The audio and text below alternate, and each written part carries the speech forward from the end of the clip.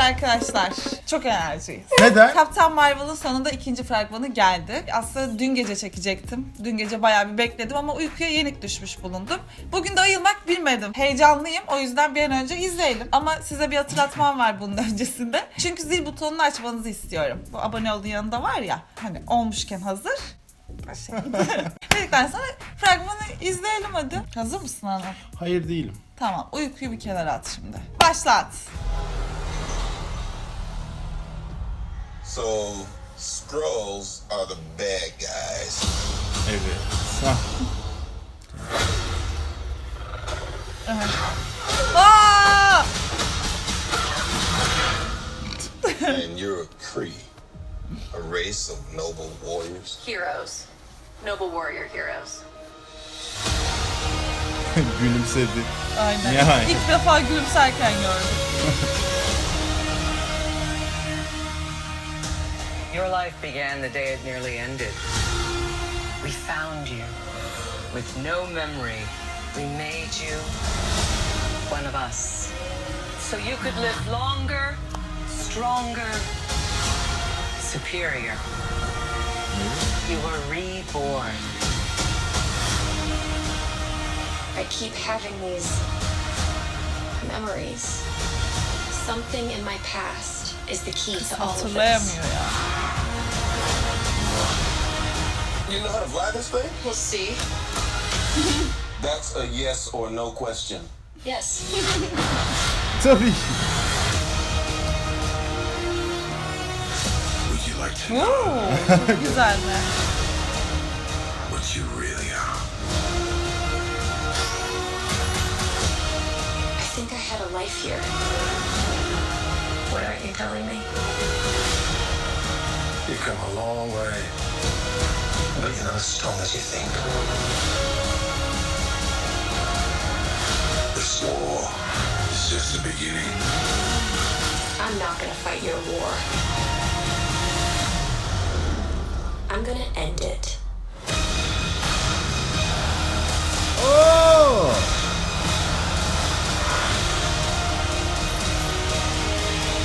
Uçmalı kaçmalı.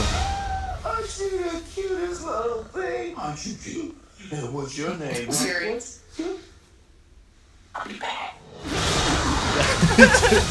Hiç yakışmış. Hiç olmuş mu? Evet. Bir dakika. Diyeceğim şeyleri tuttum. Kask Ha. güzel bak. Bak kask gidince evet saçların düşmesi çok güzel olmuş. Peki kask Sevdim. giyerken nasıl toplanıyor? Bunu görmek istiyorum. Geri sarıyorsun Nasıl?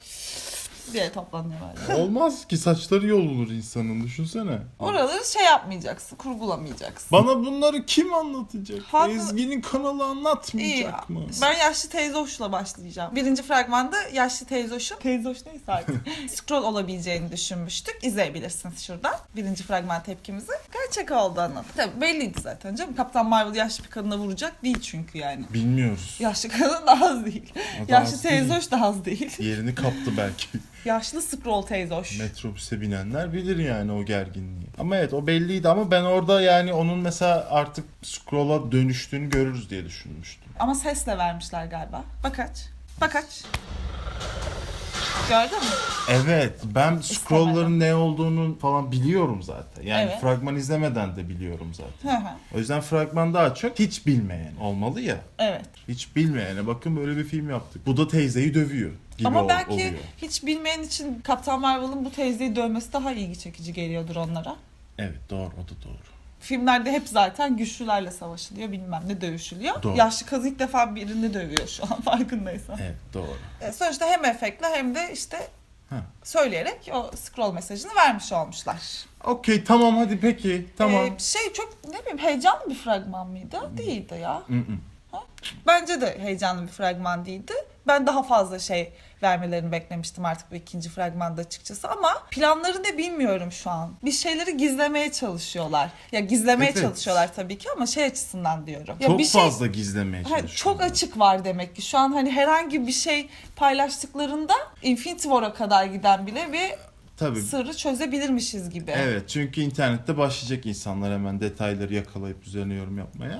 Evet ve Avengers 4'e patlayacak bu konu o zaman da. Evet. O zaman da şey diye düşünüyorum ben. Hep bu iki fragmandır gördüğümüz kısımlar filmin belki de küçük bir yüzdesi. Muhtemelen. Ve hani atıyorum bütün işte bu mevzuları ne bileyim hemen göreceğiz ve geçeceğiz de olabilir. Öyle bence de. Ya bir de Avengers 4 fragmanı gelecek ya bu hafta. Bu hafta gelir bence artık. Gelecek diyorsun. Bu hafta gelir artık. Of ben artık güvenmiyorum ya. Evet, onlar da bekletmeyi çok seviyorlar bizi. Yani işkence ettiler resmen. Ya ben Noel'de gelir diye umuyorum ama güvenemiyorum. Baksana sürekli bir şey gizlemeye çalışıyorlar dediğin gibi. Çünkü ya başka bir açıklaması olamaz bunun. Kaptan Marvel için şu an en çok Kaptan Marvel için heyecanlandırmak istiyorlar Evet. aslında. Çünkü Avengers 4 zaten izlenecek, biliyorlar bunu. Onun için bir PR çalışmasına falan hani ihtiyaçları yok. Zaten öyle bir endişeleri yok. Yok hepimiz Ama Kaptan gideceğiz Marvel ama. için var tabii ki. Doğru söylüyorsun. O yüzden buna odaklanmamızı istiyorlar. Bunu yapmadıkları için de şüphelendim. Ama şeyin farkındalar yani. Şu an mesela altına yorum yazsam ben bunu şey yazarım. Ya Avengers 4 fragmanını yayınlayın artık falan yazarım. Ya odağım orada şu an. İstemsizce. Ya, aynen. Ama bunu onlar yaptı. Ve nasıl bağlanacağını merak ediyorsun ister istemez. Bu arada bir sürü teorim var. Evet. Tamam. Fragman üzerine birazcık konuşup teorilere geçelim o zaman. Tamam. Söz verdim, artık anlatırız. Başka neler gördük biz? Fury ile arkadaşlıklarının çok güzel olduğunu görüyoruz. Yani bunu çok iyi yansıttılar artık. Evet. Bu Çok kızcağız tatlılar. hiçbir şey hatırlamıyor. Bu da şeyi anlamadım sadece. Güçlerine ilk kavuştuğu an mı? Yani gezegene ilk düştüğü an vardı ya. Evet. Evet. Burnundan yeşil kan geliyor. Niye yeşil kan geliyor? Kree olduğu için değil mi? Ama daha yeni ne ara Kree oldu? İşte onu izleyeceğiz zaten. Ama daha yeni düşmüş gezegene. Tamam da sen bu fragmanda yeni düşmüş bir şekilde izliyorsun. Belki burada Kree olmadı. Ama ben merak ettim. Yani fragmanda bu yüzden var işte. Ama böyle olmaz yani. Bir dakika. Sonra da işte eline bakıyor kanamış bayağı kanamış. Yeşil yeşil. Ben niye yeşil kanıyorum diye o da şaşırıyor. Evet. Bunlar Belki böyle. de renk körü oluyor orada. Ya bir şey diyeceğim ya. Şu Jude Law mu? O zaman tamam ya. O zaman çizgi romandaki muhabbet işte. Bu Nasıl oluyor Jude çizgi Law roman? zaten Kree. Bununla birlikte çizgi romanda şeydi NASA'da çalışıyorlardı. Bu pembe Kree'lerden. Yani insana benzeyen Kree'lerden. Ha, Carol'la aşık oluyorlardı. Evet. Unuttum ya resmen. Evet dünyadayken Kree geni almış olabilir. Bir de açsana şurayı.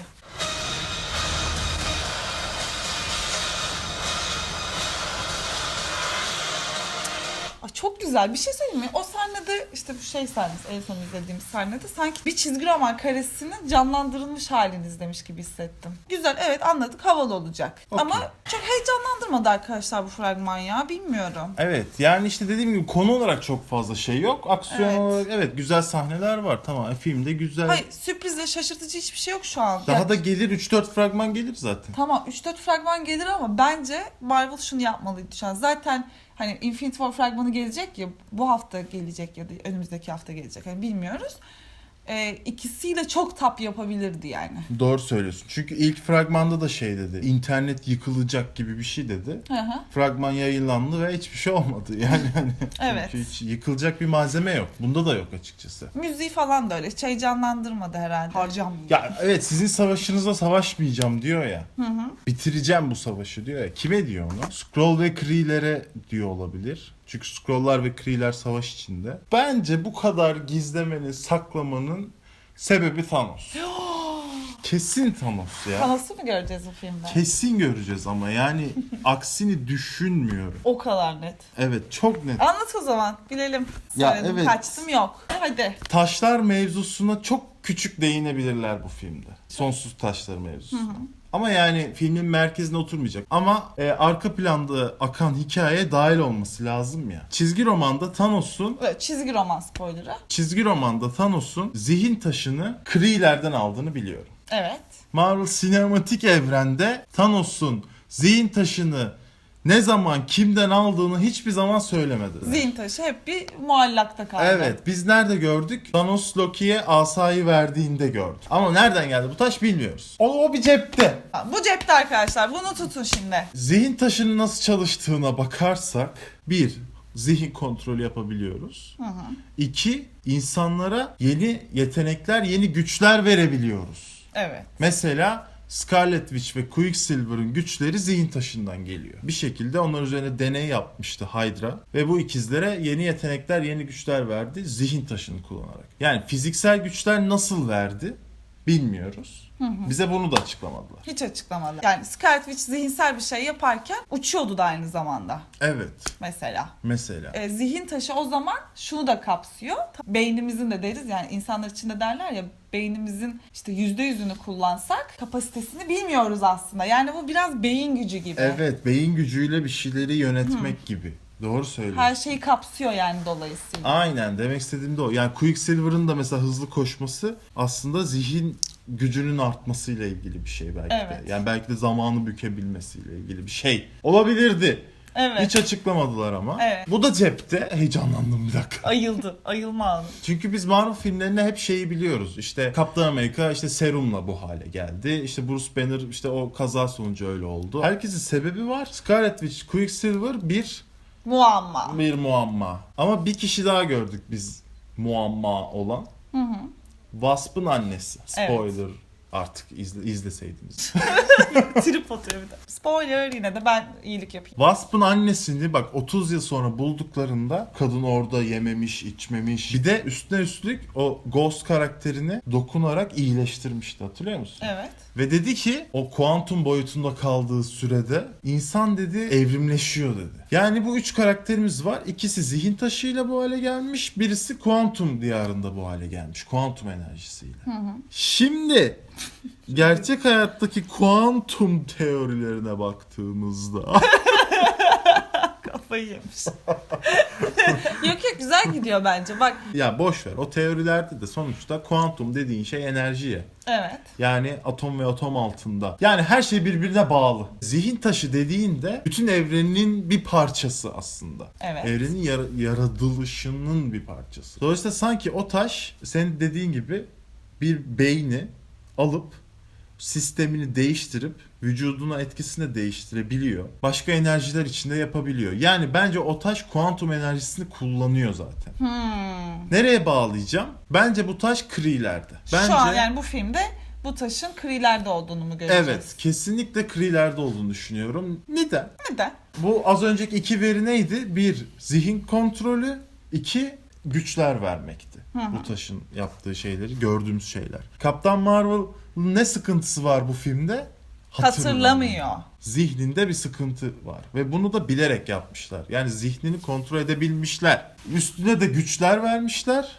Ve Kree ordusu, bizim galaksimizdeki diyeyim, en ileri ırklardan biri. Tamam. Hem yetenek, vücut kapasitesi olarak hem zeka olarak. Yani bunu ne yapabilir? Zihin taşı yapabilir bunu. Evet, bunu bir sonsuzluk taşı yapabilir. Bu yüzden de Thanos'u da burada mı devreye sokuyorsun? Evet. Bu teori olacaksa Thanos'u görmemiz çok olası evet. Thanos da zaten normalde kendisi gidip savaşan bir adam olmadığı için ordu gönderiyor ya. Evet. Bence bu 90'larda da Skrull ordusunu göndermiş olabilir. Kree'ler Skrull'lar arasındaki savaşın sebebi de Thanos olabilir. Bence Kaptan Marvel bunu öğrenecek. Kaptan Marvel'a güçlerini veren şey zaten bu. Ama Thanos gelecek, ortalığı dağıtacak. O zaman öğrenecek ve Kaptan Marvel dünyamıza düşecek. Nick Fury ile bir şekilde buluşacaklar. Dediğim gibi filmin odağı Skrull'ları bulmak olacak. Ama Nick Fury'ye şunu anlatacak. Diyecek ki Thanos diye bir adam var. Gezegen geziyor. Evrenin yarısını katledecekmiş. Manyak. Manyak. Bizim de Kree'leri bu dağıttı. Dağıttığını neden eminiz? Çünkü galaksinin koruyucularında bu Kree'lerden Ronan'la bu siyahi abimizi Thanos'un yanında görmüştük. Thanos'tan nefret ettikleri halde Thanos için çalışıyorlardı. Çünkü Thanos ne yapıyor? Şunu biliyoruz. Katlettiği gezegenlerden 1 ya da 2 savaşçı yanına alıyor. Evet. Gamora'yı aldığı gibi, Nebula'yı aldığı gibi. Bunları da almış. Yani Kree'leri katlettiğini biliyoruz. Ama Kaptan Marvel bu filmde Nick Fury'ye bunları anlatacak. Bu filmin konusu neyse çözülecek ve Kaptan Marvel bir şekilde yine Thanos'u bulmak için gidecek olabilir. Tamam mı? Biz de çok gaza geleceğiz muhtemelen Evet. Avengers 4 için. Ve bence Kaptan Marvel'ın kullanabildiği güç kozmik enerji, kuantum enerjisi. Tamam mı? Tamam. O yüzden Ant-Man'le bağlanacak Avengers 4'te. Çünkü kuantum diyarın içinden geçebiliyor olacak bence. Evet. Yok çok güzel bir şey söyleyeyim mi? Bunlar olursa yalnız şu an bu videoyu geri dönüp her yerde yayınlarım. Her yerde. Şehre pankartlar asarım izleyin diye. Şu mevzu var bir de. Çok kısa söyleyeceğim. Hayır çok ya, özür dilerim. Ben çok memnunum şu an. Bu videoda Anıl konuştuğu için çok mutluyum. Evet, çok uygun var bir de, nasıl böyle olur bilmiyorum. Tamam, evet. Kaptan Marvel'ın Nick Fury'ye Thanos'u anlattığına %1 milyar eminim. O çağrı cihazını alacağını ve Thanos gelirse Kaptan Marvel'ı çağıracağını planlayacağını düşünüyorum.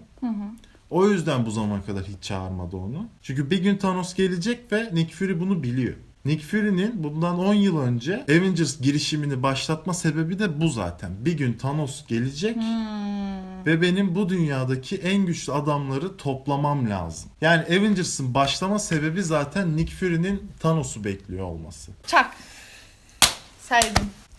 Ya da hiçbiri olmayacak. Siz de benimle dalga geçeceksiniz, onu da bilmiyoruz ama. Bence daha geçecek bir senaryo anlatmadım. Bir de çok konuştum. İllaki bir şey olur. Bir şey tutar ya. Bak benim teyze hoş. Evet çok güzel Anıl. Ben çok sevdim şu an. Yani fragmanda işte çok fazla şey vermek istemiyorlar. Çünkü çözüyor hayranlar. Evet. Çünkü ben Marvel'ın hiçbir fragmanda heyecanlandırmadığını görmedim açıkçası. Bu da böyle bir şey. Ama işte buna bir mantık oturtmaya çalışıyoruz. Ya da hiçbiri değil. Bizi çok heyecanlandırmayan bir fragman vermişler. Evet.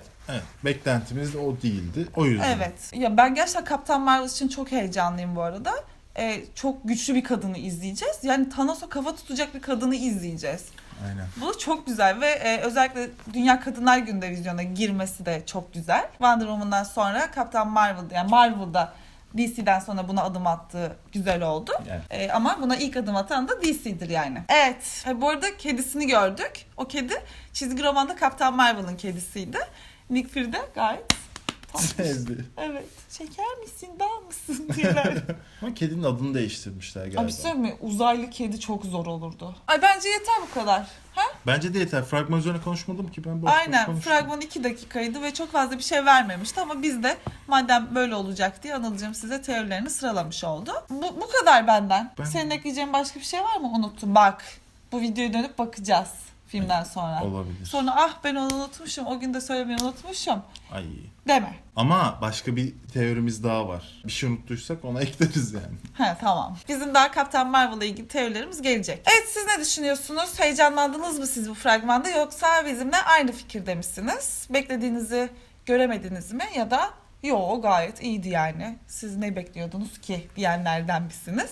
Muhtemelen bir şey dersiniz diye düşündüğüm için yorumlarda hepinizin yorumlarını bekliyorum. Sana böyle bir Air Force ceketi mi alsak? Instagram'ında böyle konsept yapıyorsun ya. Evet al. Hay tutulası geveze çenem. Tamam Evet. bitir hadi, öptük. Biraz mayışıktım, özür dilerim. Biraz da çok konuştum, başınızı ağrıttım. Beni dinlediğiniz için teşekkürler. Konukluğum da bitti, bu kadardı. Değil mi? Ha. Tamam. Evet arkadaşlar madem gittiyse gitsin. Biz kapanışları balonlarla yaparız. Normalde Ezgi. Evet benim doğum günümde teşekkür ediyorum. Burada doğum günümü kutladım arkadaşlarımla.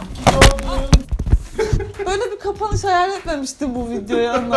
Arkadaşlar kanalıma hala abone değilseniz abone olmayı unutmayın lütfen. Size balonlar gönderirim renkli renkli. Lütfen videonun başında dediğim gibi zil butonuna tıklamayı da unutmazsanız çok mutlu olurum. Güzel bir haftaya girdiğimizi düşünüyorum. Çok güzel fragmanlar geliyor. Avengers 4 fragmanında da tabii ki bir tepki videosu çekeceğiz. Eğer kanalımıza yeni geldiyseniz videolarımıza bakabilirsiniz. Bence çok güzel bir spor dönemi geçirdik. Ondan sonra hepinizi bekliyorum. Instagram'a da bekliyorum çünkü artık konsept fotoğraf çekimlerine başladım. Anıl bu nasıl bir Kaptan Marvel kapanış videosu? Tamam arkadaşlar ya. Bence güzel bir kanal ve çok güzel videolar gelecek. Görüşürüz. Hoşçakalın.